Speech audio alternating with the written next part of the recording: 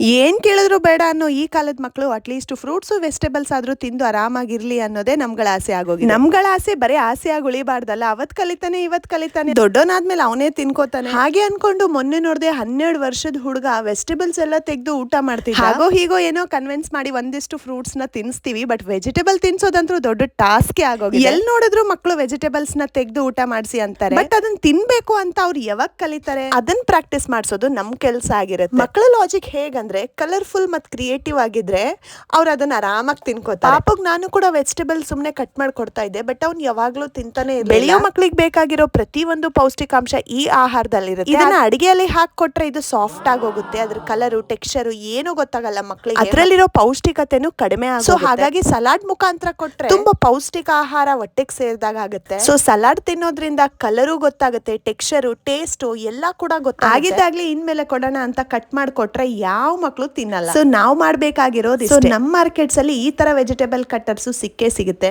ಅದನ್ನ ತಂದ್ಕೊಂಡು ಖಂಡಿತ ಸ್ಟಾರ್ಟ್ ಮಾಡಿ. ಸೊ ನಾನು ಎಲ್ಲಿ ತಗೊಂಡೆ ಚೆನ್ನಾಗಿದೆ ಕ್ವಾಲಿಟಿ ಅಂತ ನೋಡ್ತಾ ಇದ್ರ, ಸೊ ನನ್ ಪ್ಯಾಕು ತುಂಬಾನೇ ಚೆನ್ನಾಗಿದೆ, ಸಾಕಷ್ಟು ಶೇಪ್ಸ್ ಇದೆ, unicorn, Mickey Mouse, flower, star, birds, eagle, ಈ ತರ ತುಂಬಾ ಕ್ಲೀನರ್ ವಿತ್ ಪ್ರಿಕ್ಕರ್ ಕೂಡ ಕೊಟ್ಟಿದ್ದಾರೆ, ವಿತ್ ಫೋಕ್ಸ್ ಕೂಡ ಕೊಟ್ಟಿದ್ದಾರೆ. ಇದನ್ನ ತುಂಬಾ ಬೆಸ್ಟ್ ಪ್ರೈಸ್ ಅಲ್ಲಿ ನಾನು ಫ್ಲಿಪ್ಕಾರ್ಟ್ ಅಲ್ಲೇ ಬೈ ಮಾಡಿದೀನಿ. ಮನೇಲೆ ಕೂತು ಇದನ್ನೆಲ್ಲ ಶಾಪಿಂಗ್ ಮಾಡ್ತೀನಿ ನಾನು ಯಾವಾಗ್ಲೂ. ಪಾಪನ್ ಕರ್ಕೊಂಡು ಮಾರ್ಕೆಟ್ಗೆ ಹೋದ್ರೆ ಅಷ್ಟೇನೆ ಆಯ್ತು. ಸೊ ನಂತರ ನಿಮ್ಗೂ ಇದೇ ಪ್ರಾಡಕ್ಟ್ ಬೇಕು ಅಂದ್ರೆ ಕಮೆಂಟ್ ಸೆಕ್ಷನ್ ಅಲ್ಲಿ ಲಿಂಕ್ ಅಂತ ಟೈಪ್ ಮಾಡಿ ಕಳಿಸ್ಕೊಡ್ತೀನಿ ಲಿಂಕ್ ನ. ಆದಷ್ಟು ಈ ವಿಡಿಯೋನ ಶೇರ್ ಮಾಡಿ, ಫಾಲೋ ಮಾಡೋದನ್ನು ಮರಿಬೇಡಿ.